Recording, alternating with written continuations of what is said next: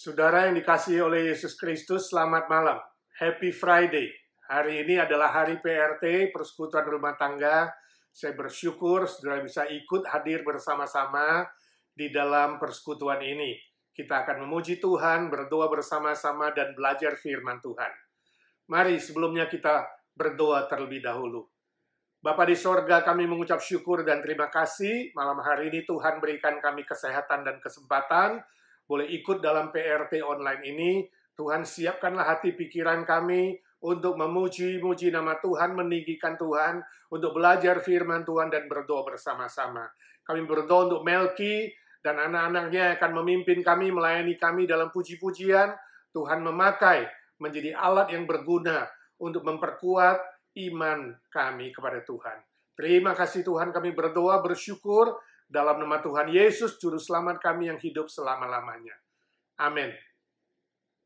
Saudaraku, malam hari ini Melki Ngamba akan memimpin kita dalam beberapa puji-pujian, dan anak-anaknya akan menemani dan melayani kita dalam musik. Kita bersyukur untuk keluarga ini.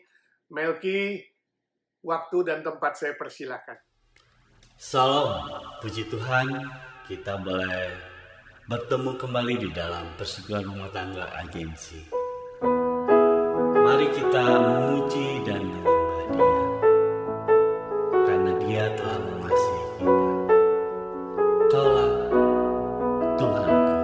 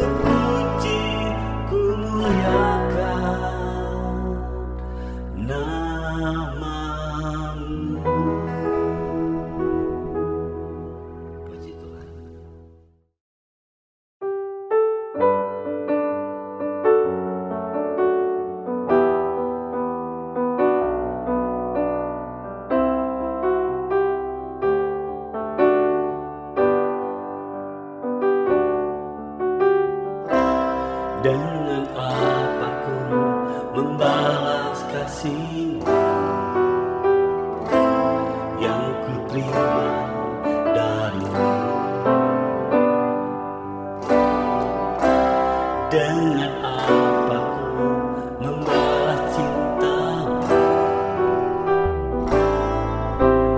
Oh Yesusku,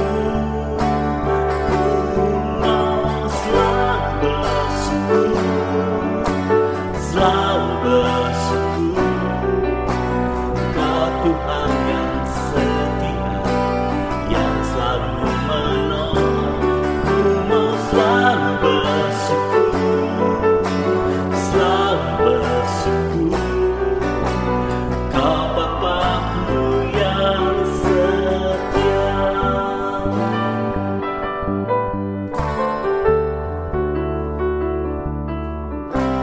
Dengan apa ku membalas kasih-Mu yang ku terima darimu? Dengan apa ku membalas cinta-Mu? Oh Yesusku, ku mau selalu bersyukur, selalu bersyukur. Kau Tuhan yang setia, yang selalu menolong. Ku mau selalu bersyukur, selalu bersyukur. Kau Bapa-Ku yang setia. Ku mau selalu bersyukur, selalu bersyukur. Kau Tuhan yang setia, yang selalu menolong. Ku mau selalu bersyukur, selalu bersyukur. Kau Bapa-Ku yang setia. Kau Bapa-Ku yang setia.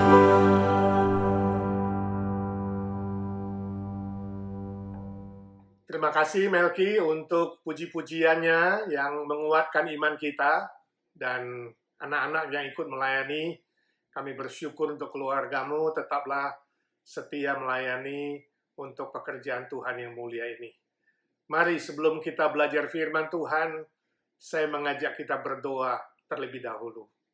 Bapa di sorga, kami bersyukur dan terima kasih untuk puji-pujian yang menguatkan iman kami. Kami bersyukur hari ini kami boleh belajar firman Tuhan bersama-sama. Tuhan siapkan pikiran, hati, dan telinga kami. Urapi dengan kuasa-Mu, ya Roh Kudus, supaya kami boleh mengerti dan boleh mengaplikasikan firman Tuhan dalam hidup kami masing-masing. Pakai hamba-Mu yang lemah dan hina dina ini, agar dia menjadi alat yang berguna di tangan Tuhan.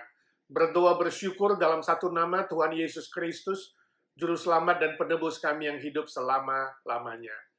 Amin. Saudaraku yang kekasih, hari ini kita akan melanjutkan pelajaran kita tentang mengenal Allah Tritunggal. Seri yang ketiga.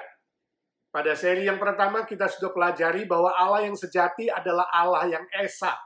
Dan kita sudah pelajari soal keesaan Allah itu. Lalu minggu lalu, seri kedua kita sudah pelajari bahwa Allah yang sejati menampakkan diri, menyatakan diri dalam 3 pribadi. Bapa, Anak, dan Roh Kudus. Dan kita juga sudah pelajari natur kealahan dari ketiga pribadi tersebut. Dan hari ini kita akan melanjutkan dengan mempelajari kesetaraan dari 3 pribadi itu. Saudara, kesetaraan dan kesatuan atau keesaan dari 3 pribadi Allah Tritunggal ini, Bapa, Anak atau Yesus Kristus, dan Roh Kudus, adalah sangat-sangat unik dan sangat misteri. Misteri yang ajaib. Tritunggal ini hanya ada pada Allah yang sejati. Tidak ada pada ciptaan lainnya. Sebab itu dengan pikiran kita yang terbatas, kita tidak mungkin bisa mengerti secara sempurna.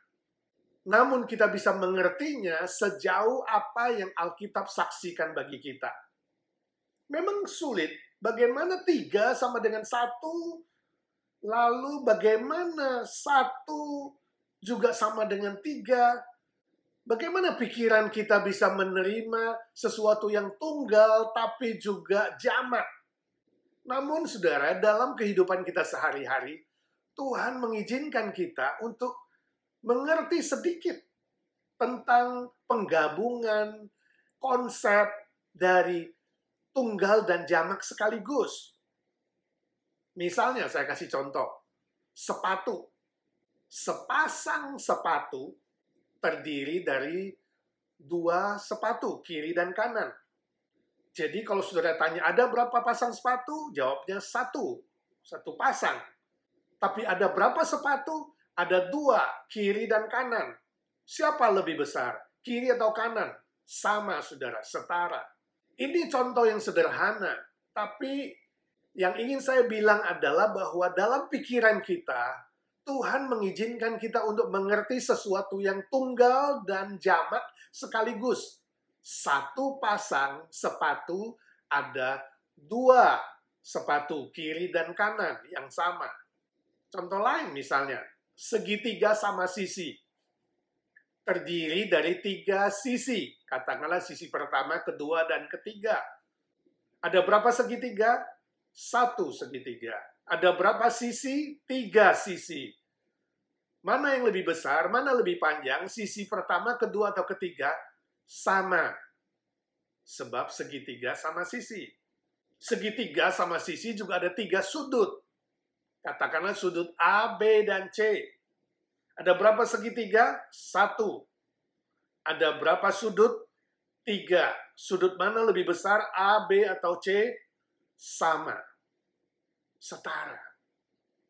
Nah, poin saya juga adalah bahwa dalam pikiran kita bisa menangkap sesuatu konsep yang tunggal dan jamak sekaligus. Allah mengizinkan pikiran kita untuk mengerti sedikit. Contoh lain misalnya, saudara membayangkan bahwa di tangan saya ini ada 3 buah Alkitab. Lalu saya tanya saudara, Alkitab orang Kristen ada berapa? Kalau saudara melihat apa yang di tangan saya, saudara akan bilang ada 3 Alkitab. Tapi kalau saudara memikirkan natur atau esensi dari Alkitab orang Kristen, jawabannya adalah 1.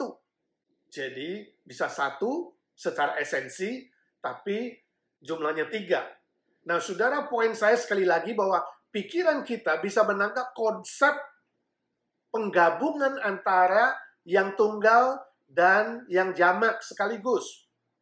Saudaraku, seperti yang saya bilang bahwa Allah Tritunggal itu unik dan hanya ada pada diri Allah yang sejati. Apa yang saya sebutkan contoh-contoh di atas tidak mewakili Allah Tritunggal. Contoh yang tidak sempurna untuk mengenal Tritunggal. Namun, saudara, poin saya adalah bahwa Allah mengizinkan kita untuk mengerti sejauh apa yang disaksikan Alkitab. Bahwa hanya ada satu Allah, menyatakan diri dalam 3 pribadi, dan ketiganya adalah setara. Jadi kalau saudara bertanya, ada berapa Allah yang sejati? Esa, 1, tunggal. Ada berapa pribadi? 3 pribadi. Bukan 3 Allah, 1 Allah, 3 pribadi. Dan siapa lebih besar? Bapa, Anak, atau Roh Kudus? Sama, setara. Nah, saudara, ini yang mau kita pelajari pada malam hari ini. Bahwa ketiga pribadi Allah yang Esa itu adalah setara. Kesetaraan, kesamaan, kesejajaran, kesatuan ini ada di dalam semua esensi, natur, atribut, sifat, kedudukan, dan otoritas dari ketiga pribadi yang kekal selama-lamanya itu. Alkitab memberikan kita beberapa bukti kesaksian tentang kesetaraan dari 3 pribadi Allah Tritunggal itu. Mari kita pelajari. Yang pertama, ketiga pribadi itu bersama-sama menciptakan alam semesta. Kita baca dalam Kejadian pasal 1 ayat 1 sampai 3 dan seterusnya. Nanti di rumah saudara baca sampai selesai pasal 1 itu. Demikian firman Tuhan. Pada mulanya Allah menciptakan langit dan bumi. Ayat 2. Bumi belum berbentuk dan kosong. Gelap gulita menutupi samudra raya. dan roh Allah melayang-layang di atas permukaan air. Ayat ketiga, berfirmanlah Allah, jadilah terang, lalu terang itu jadi. Nah, saudara, dalam ayat 1 kita melihat istilah Allah. Ini menunjuk kepada pribadi Allah Bapa di sorga. Ayat kedua muncul istilah roh Allah. Ini menunjuk kepada pribadi Roh Kudus. Di ayat ketiga muncul istilah berfirmanlah. Ini menunjuk kepada pribadi Yesus Kristus, yaitu Sang Firman. Kalau kita membaca Injil Yohanes pasal 1 ayat 1 sampai ketiga, dikatakan pada mulanya, yaitu dari kekekalan adalah firman. Firman itu bersama Allah dan firman itu adalah Allah. Dan firman itu yang menciptakan segala sesuatu. Kemudian ayat 14, firman itu menjadi manusia. Itulah Yesus Kristus, anak tunggal Allah. Jadi jelas saudara, dalam penciptaan ini kita melihat ada 3 pribadi menciptakan alam semesta, termasuk menciptakan manusia. Bersama-sama, setara, mereka hadir dan bersama-sama menciptakan seluruh ciptaan yang ada. Yang kedua, ketiga pribadi itu memakai panggilan yang sama. Kita baca dari Kejadian pasal 1 ayat 26. Demikian firman Tuhan. Berfirmanlah Allah, baiklah kita menjadikan manusia menurut gambar dan rupa kita, supaya mereka berkuasa atas ikan-ikan di laut dan burung-burung di udara, dan atas ternak, dan atas seluruh bumi, dan atas segala binatang melata yang merayap di bumi. Nah, saudara, ketika Allah menciptakan manusia, dikatakan baiklah kita menjadikan manusia menurut gambar dan rupa kita. Jadi memakai istilah kita. Istilah kita di situ ditulis dalam bentuk jamak, bukan tunggal, jamak. Sebab menunjuk kepada 3 pribadi. Allah yang setara, yaitu Bapa, Anak, dan Roh Kudus. Jadi manusia diciptakan menurut gambar dan rupa dari Allah yang esa, tapi 3 pribadi yang setara. Di situ tidak dipakai bentuk tunggal atau dual, artinya 2, sebab memang Alkitab ingin menyaksikan bahwa Allah yang sejati itu berpribadi 3, Bapa, Anak, dan Roh Kudus. Dan ketiganya setara. Contoh lain misalnya dalam Kejadian 11 ayat 5 dan ayat 7, demikian firman Tuhan. Kejadian 11 ayat 5. Lalu turunlah Tuhan, semua huruf besar, Tuhan, untuk melihat kota dan menara yang didirikan oleh anak-anak manusia itu. 7. Baiklah kita turun dan mengacau balaukan di sana bahasa mereka, sehingga mereka tidak mengerti lagi bahasa masing-masing. Nah, saudara, ini konteksnya adalah bahwa manusia yang setelah mengalami air bah itu mendirikan menara Babel yang tinggi, ingin mencapai ke langit. Lalu dikatakan Tuhan, ayat 5 di situ, turunlah Tuhan, semua huruf besar. Ini adalah 4 huruf nama Allah, JHWH, artinya Allah yang Maha Kuasa, Sang Pencipta yang esa. Lalu di ayat ke-7 dikatakan baiklah kita turun. Jadi yang turun itu Allah yang Maha Kuasa, yang esa itu adalah kita. Jamak, dipakai bentuk jamak, sebab menunjuk kepada 3 pribadi. Yang turun itu Bapa, Anak, dan Roh Kudus, tapi bukan 3 Allah. 1 Allah yang setara. Ya, jadi Tuhan yang esa itu, Allah yang Maha Kuasa pencipta langit dan bumi itu, sama dengan 3 pribadi. Ini juga bukti kesetaraan 3 pribadi tersebut. Yang ketiga, Allah yang esa menampakkan diri kepada Abraham dan Sarah dalam 3 pribadi. Kita baca Kejadian 18 ayat 1 dan 2. Demikian firman Tuhan. Kemudian Tuhan, semua huruf besar lagi, JHWH, menampakkan diri kepada Abraham dekat pohon tarbantin di Mamre. Sedang ia duduk di pintu kemahnya waktu hari panas terik. Ayat kedua. Ketika ia mengangkat mukanya, ia melihat 3 orang berdiri di depannya.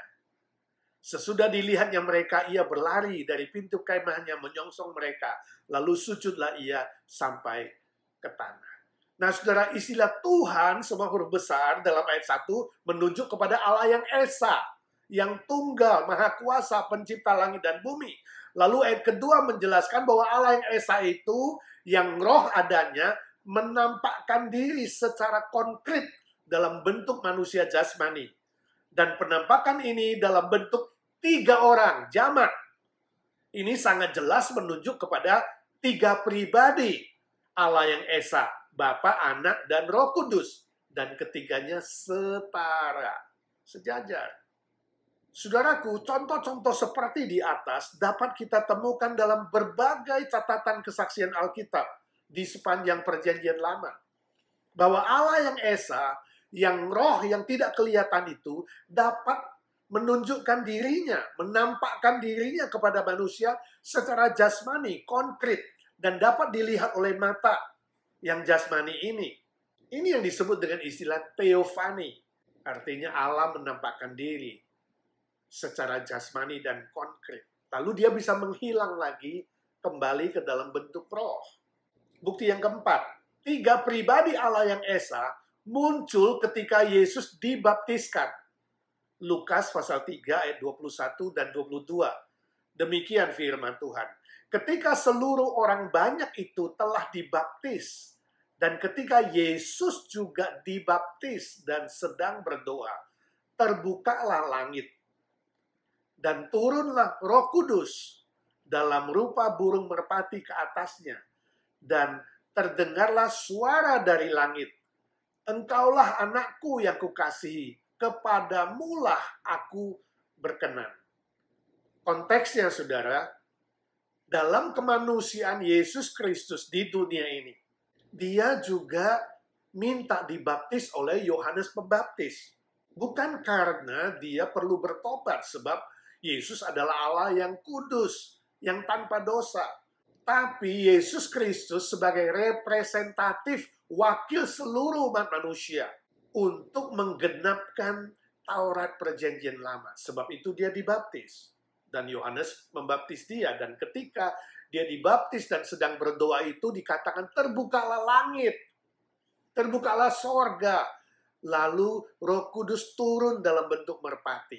Dan ada suara dari sorga, dari langit yang berkata, "Inilah anakku yang kukasihi, kepadanya lah aku berkenan." Jadi sangat jelas, saudara, kita melihat ada 3 pribadi di sana.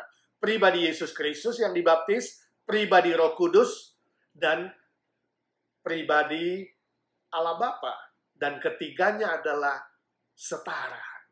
Bukti yang kelima, Yesus Kristus dan Bapa di sorga dan Roh Kudus adalah satu.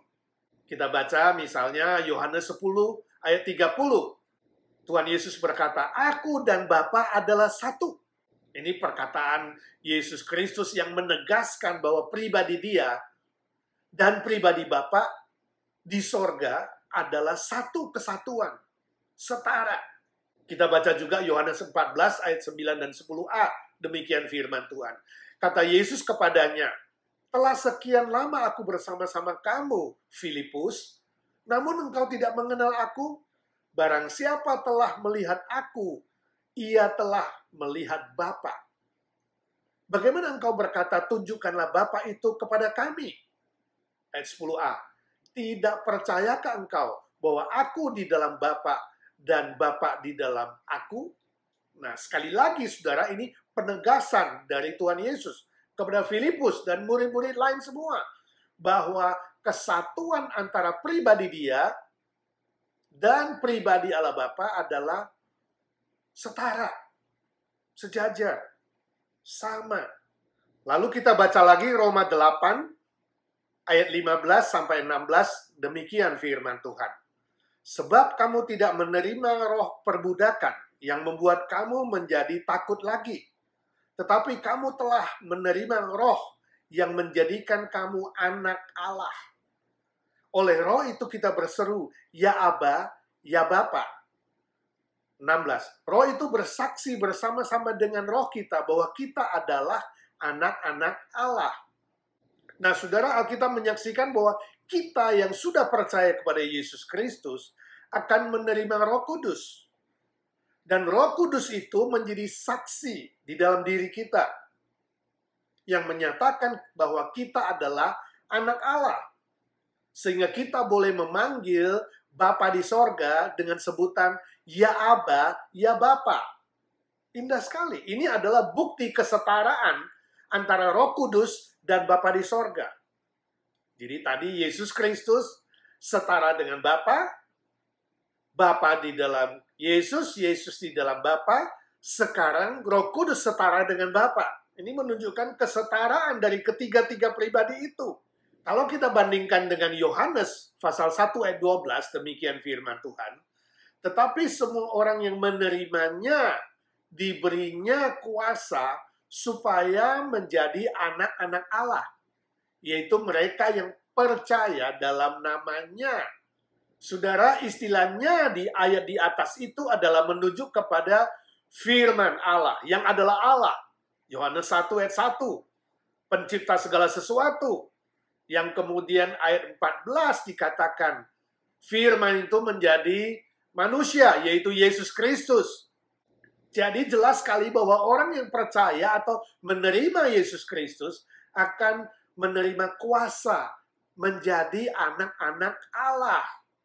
Kesimpulan kita, panggilan kepada Allah itu setara dengan panggilan kepada pribadi Bapa, juga pribadi Roh Kudus, dan pribadi Yesus Kristus, yang menjadikan kita sebagai anak-anak Allah.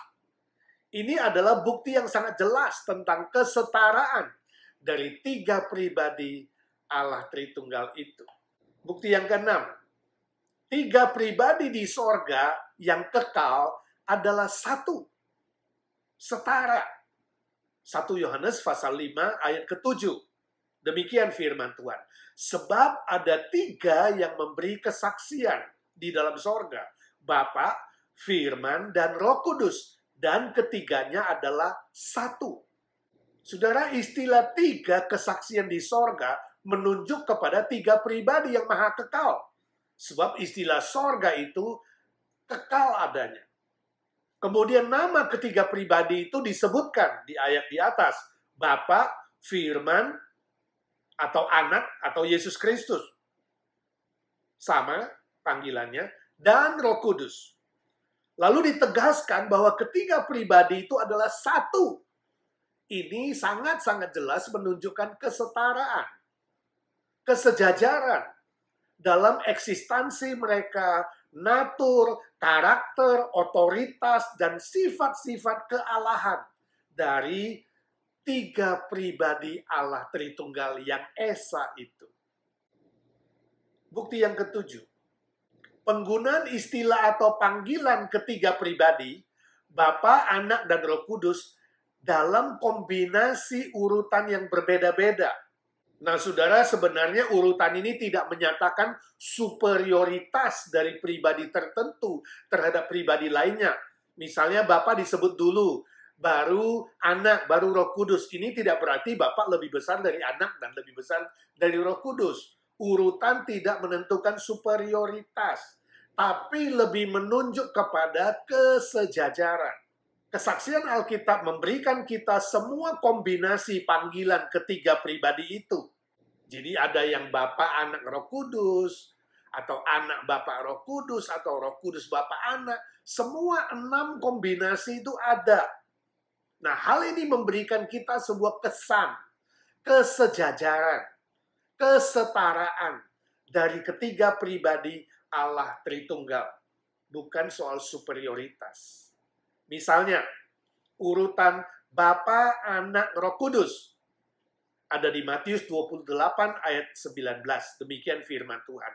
Karena itu pergilah, jadikanlah semua bangsa muridku, dan baptislah mereka dalam nama Bapa, Anak, dan Roh Kudus. Lalu urutan Bapa, Roh Kudus, Anak. Tadi Bapa, Anak, Roh Kudus. Sekarang Bapa, Roh Kudus, Anak. 1 Petrus 1 ayat 2. Demikian firman Tuhan.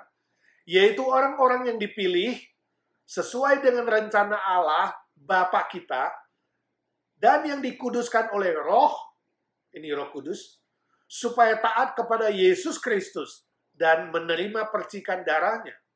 Kiranya kasih karunia dan damai sejahtera makin melimpah atas kamu.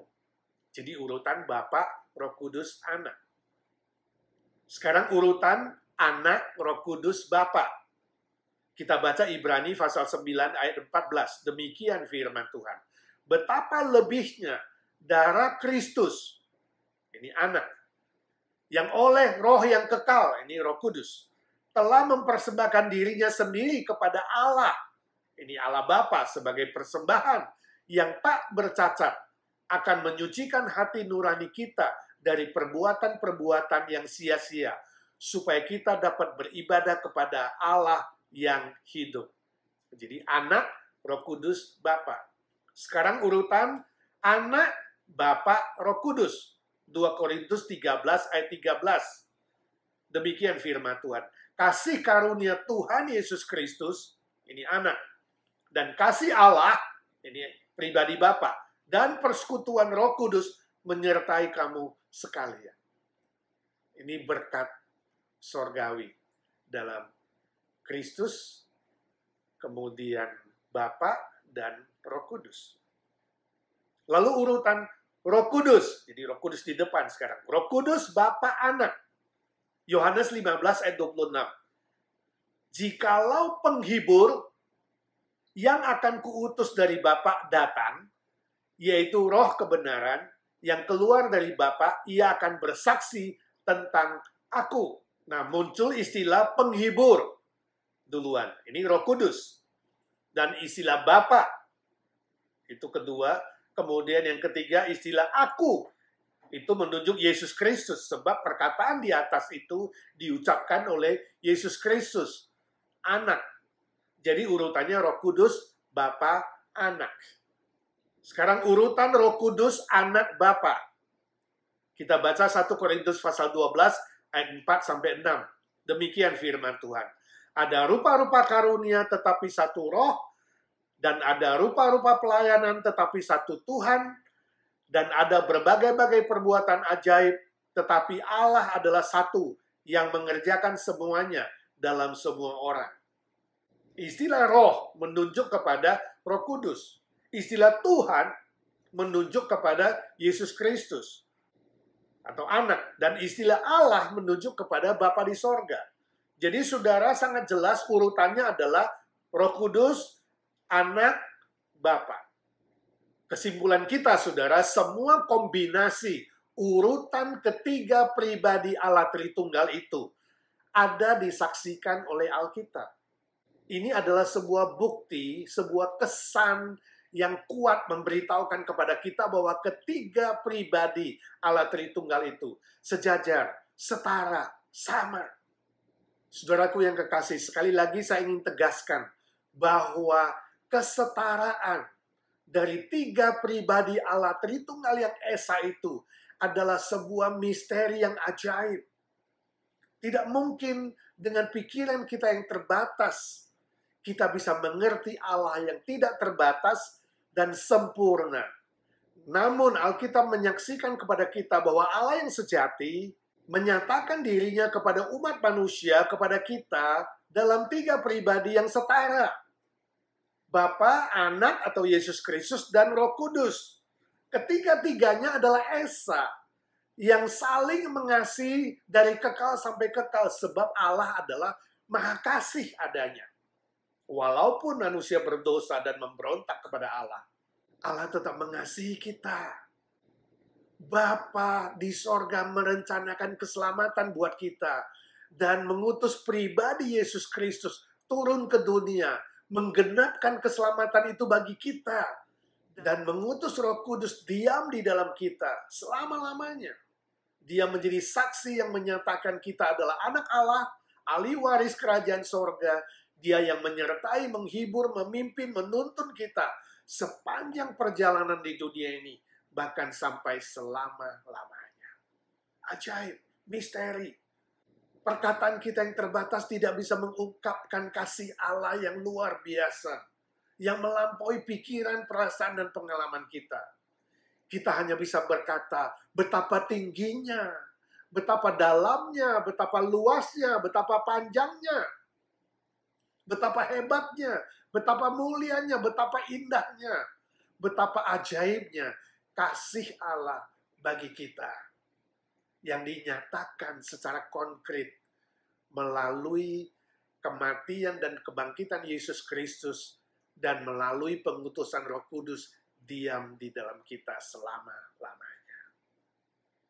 Bersyukurlah kita diizinkan untuk mengenal dan percaya kepada Allah yang sejati, Allah yang Tritunggal itu. Suatu kali ada seorang guru sekolah minggu memberikan PR, pekerjaan rumah kepada murid-muridnya.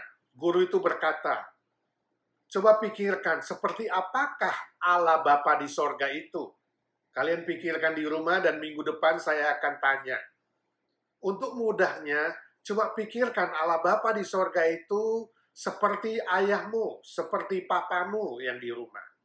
Minggu depannya ketika murid-murid masuk lagi ke kelas, sang guru bertanya, nah sekarang saya ingin jawabannya.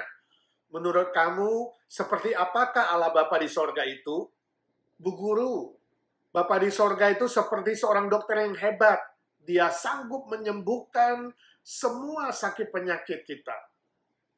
Kata seorang anak yang papanya adalah seorang dokter. Lalu seorang anak lain yang papanya adalah guru, dia berkata, Bu guru, Bapa di sorga itu seperti seorang guru yang mengajarkan kita untuk selalu berbuat baik, berbuat benar, dan mengasihi siapa saja. Kemudian anak yang ketiga menjawab, Bu guru, Bapa di sorga itu seperti seorang hakim yang adil. Dia akan memutuskan semua perkara dan persoalan di muka bumi ini dengan adil. Bapak anak itu adalah seorang hakim. Kemudian anak yang selanjutnya berkata, Bu guru, Bapa di sorga itu seperti seorang arsitek yang hebat. Dia membangun rumah yang indah luar biasa, istana yang luar biasa di sorga. Buat kita, anak-anaknya yang percaya kepadanya. Kata seorang anak, dia tidak mau kalah sebab bapaknya adalah seorang arsitek yang membangun banyak bangunan yang besar dan indah. Lalu anak selanjutnya berkata, Bu guru, Bapa di sorga adalah seorang yang sangat kaya raya. Dia bisa membelikan apa saja yang kita mau dan apa yang kita minta. Kata seorang anak yang bapaknya adalah seorang konglomerat. Ibu guru tersenyum, senang dan bangga mendengar semua jawaban anak-anaknya yang memperkenalkan pribadi Allah Bapa sesuai dengan orang tua mereka.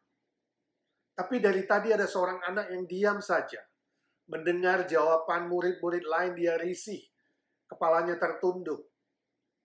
Lalu ibu guru itu berkata dengan suara yang ramah, Edi, menurut kamu pribadi Allah Bapa itu seperti... Edi hampir-hampir tidak berani mengangkat kepalanya. Lalu dengan perlahan dia berkata, Bu guru, ayah saya adalah seorang pemulung. Jadi saya berpikir bahwa Allah Bapa itu seperti seorang pemulung yang ulung. Si ibu guru terkejut bukan main mendengar jawaban si Edi. Dan murid-murid lain ikut protes tanda tidak setuju. Kenapa Bapa di sorga disamakan dengan pemulung yang ulung? Edi kelihatan sedikit ketakutan. Lalu ibu guru bertanya dengan suara ramah.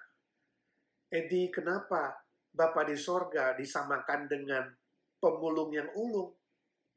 Lalu Edi memberanikan diri mengangkat kepalanya, menatap sekelilingnya, dan dia berkata, ya, sebab Bapa di sorga memungut sampah yang tidak berguna seperti saya dan menjadikan saya, Edi ini, menjadi anaknya. Itu yang dilakukan oleh Bapakku sebagai pemulung. Setiap hari dia memulung botol kosong, kaleng Coca-Cola, dan kaleng minuman lain. Dan dia mengubahnya, menjualnya menjadi uang, dan memelihara kami sekeluarga. Demikian Bapa di sorga. Saya ini seperti sampah yang tidak berguna, seperti kaleng Coca-Cola atau botol kosong plastik yang tidak berguna, sampah yang harus dibuang. Tapi Bapa di sorga mengasihi aku. Melalui Tuhan Yesus Kristus menyelamatkan aku dan menjadikan aku anaknya. Wow, seluruh kelas terdiam. Ibu guru juga terpaku. Ibu guru menegaskan bahwa penjelasan Edi itu benar adanya, sesuai dengan ajaran Alkitab.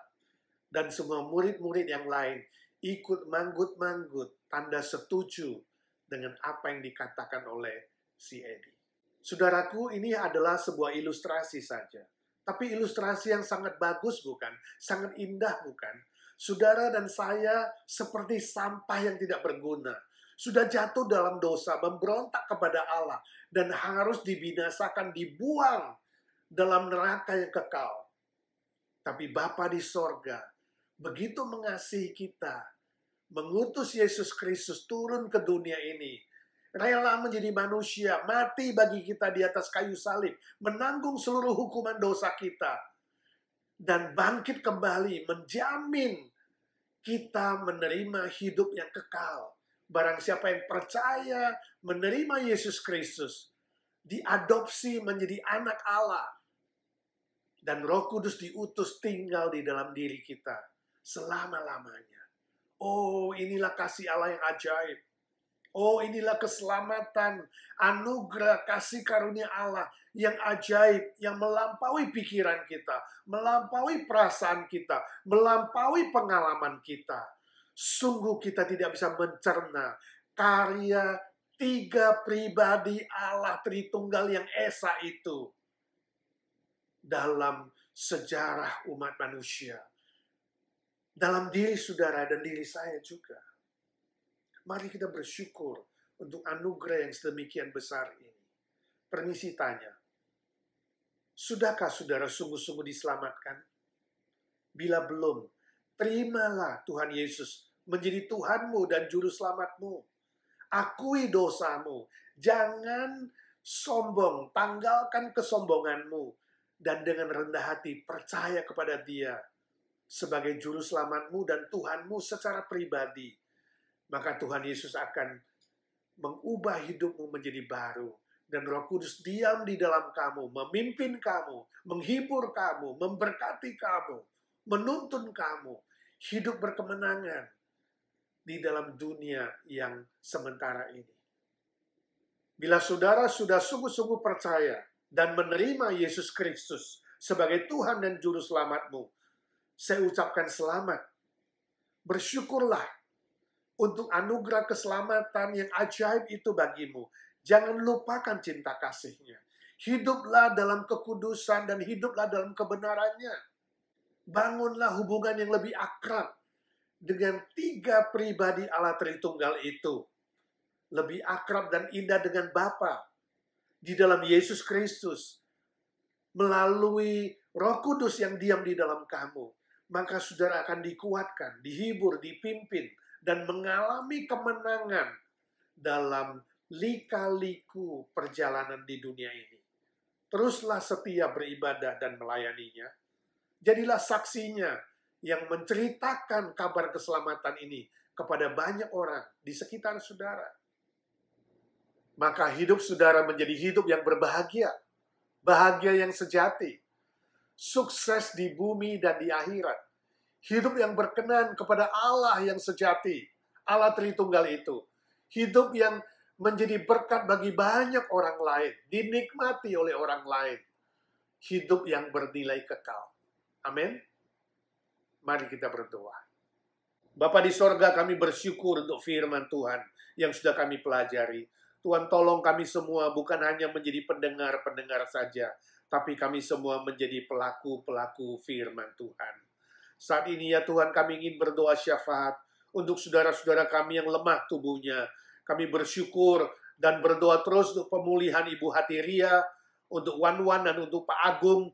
Tuhan tolong supaya sungguh mereka boleh sehat total dan boleh hidup memuliakan Tuhan. Kami bersyukur juga untuk Cirita yang hasil check up matanya baik, dia tidak ada sakit apa-apa. Kami mengembalikan puji hormat kepada Tuhan. Kami terus berdoa untuk Emi dan bayinya khususnya, agar dia boleh bernafas sendiri, agar paru-parunya kuat, dan kelak anak ini menjadi anak yang membawa bahagia dan sukacita. Ya Tuhan, kami juga berdoa untuk Ibu Nina Panginda. Tuhan memberkati pemulihan kaki dan punggungnya. Walaupun dia masih lemah dan sakit, dia tetap melayani Tuhan dengan setia. Berkati ya Tuhan, Sabtu besok ada acara Komisi Wanita dan Youth. Tuhan berikan dia kekuatan ekstra untuk memimpin acara ini dengan sebaik-baiknya ya Tuhan. Kami berdoa untuk semua anak-anak sekolah minggu kami, anak-anak remaja kami yang sekolah. Tuhan memberkati dengan hikmat, dengan kecerdasan, dengan ketekunan walaupun masih online. Kami khusus doakan remaja kami Arthur, Tuhan memberkati pemulihan kesehatannya secara sempurna. Tuhan memberikan dengan hikmat dan semua karunia yang dibutuhkan untuk bisa nanti kembali masuk sekolah di college ya Tuhan. Saat ini kami mau berdoa untuk para senior kami ya Tuhan. Tuhan memberkati Om Paul yang memimpin Evergreen. Beri dia kesehatan, sukacita, dan kekuatan. Dia sedang merencanakan untuk acara Evergreen online. Tuhan memakai Om Paul. Kami doakan Tante Lena, kakinya lemah dan ada kelemahan dalam menelan makanan. Tuhan kasihani, Tuhan kuatkan dan sembuhkan dia. Agar dia bisa menikmati setiap hari ketika dia khususnya makan. Kami doakan Tante Lucy, Tante Oni, Tuhan kasihani, berikan dia semangat hidup, berikan dia kesehatan, tidak banyak stres, dan tangan yang suka bergetar Tuhan pulihkan secara sempurna. Ya Tuhan, kami berdoa semua senior-senior lain, Tuhan menyertai Om Tan, Tante Isha, Tante Ita, Tante Merin, Tante Aiwati, Tante Sumi, Tante Nelly, Tante Janet, dan Om Andi, Tante Evi Tamarindang, Om Budi Pualamsah, Om Chaihi, Ciswat, Ko Chun Hong, Ci Eti, Ci Huain, dan semua senior-senior lainnya. Di Evergreen, Tuhan Kau menyertai satu persatu. Juga yang tidak kami sempat sebutkan namanya, Tuhan Kau ingat mereka satu persatu. Tuhan hiburkan mereka. Tuhan temani mereka di kala kesepian. Dan Tuhan memberkati semua anak, mantu, cucu, menjadi anak-anak dan cucu-cucu yang hormat orang tua, yang sungguh-sungguh takut akan Tuhan, dan boleh menjadi penghiburan juga bagi orang tua mereka. Ya Tuhan, kami juga berdoa untuk teman-teman kami yang setiap hari bekerja keluar rumah, yang jadi nurse di rumah sakit, di convalescent, di klinik, di laboratorium, juga yang bekerja di transportasi, di bidang makanan, pabrik, home care, dan semua yang harus masuk kantor. Setiap hari yang keluar rumah Tuhan lindungi, Tuhan pelihara, dijauhkan dari mara bahaya, dijauhkan dari tangan-tangan orang jahat, dan dijauhkan dari semua virus sakit penyakit. Ya Tuhan, kami berdoa untuk majelis, aktivis, dan seluruh jemaat IGNC. Tuhan berkati tetap kompak, sehat, dan sukacita di dalam beribadah dan melayani Tuhan. Kami doakan semua program yang dilakukan. Kami doakan piknik di akhir bulan. Tuhan memberkati supaya seluruh jemaat boleh ikut serta dan mulai bertumbuh bersama-sama dalam persekutuan yang lebih akrab. Ya Tuhan, kami doakan tim musik, tim ibadah, sound system, recording dan editing. Tuhan berkati semua bisa berjalan dengan baik. Agar dalam ibadah hari Minggu maupun ibadah online, seluruh jemaat bisa menikmati ibadah yang lebih baik dan lebih indah, ya Tuhan.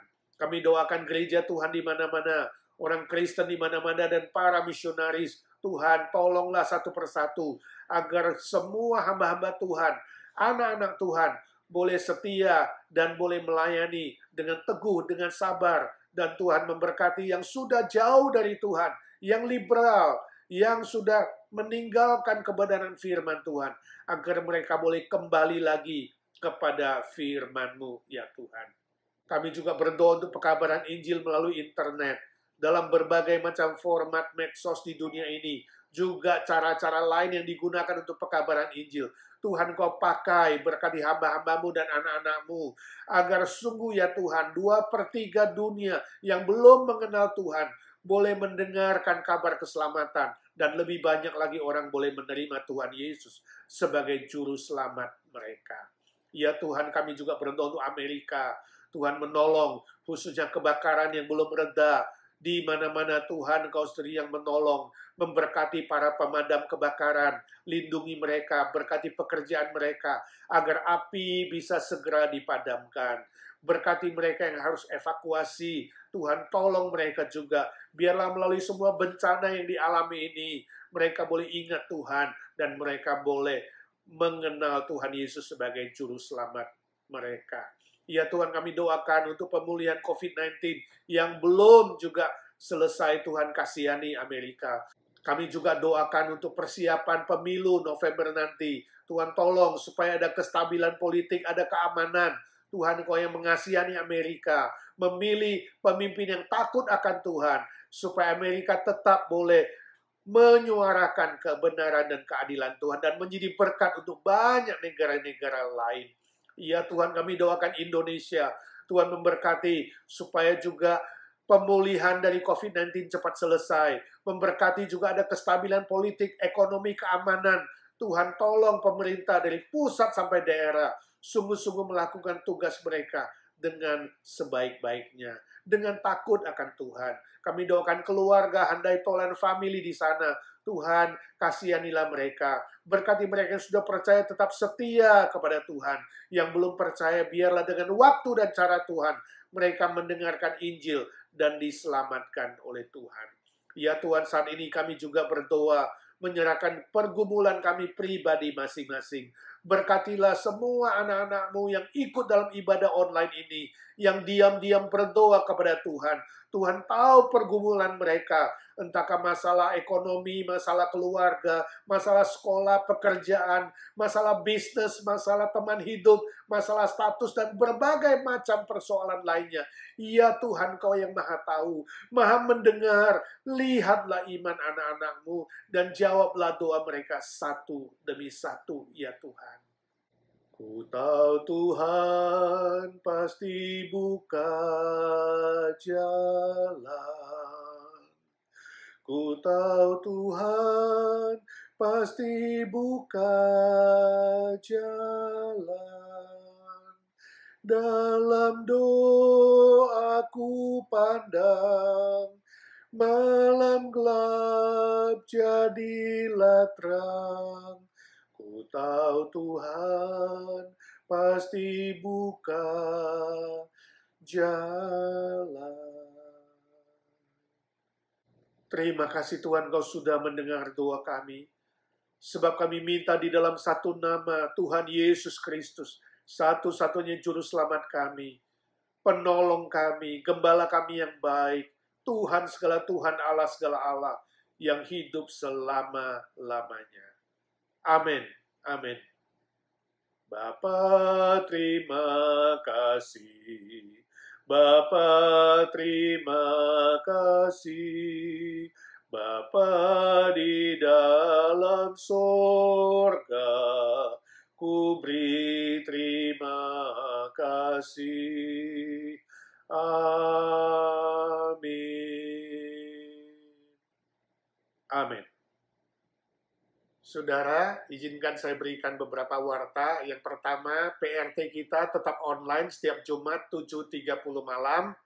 Jumat depan kita akan lanjutkan dengan studi kita mengenal Allah Tritunggal, seri yang keempat. Kita akan melihat dari sejarah gereja.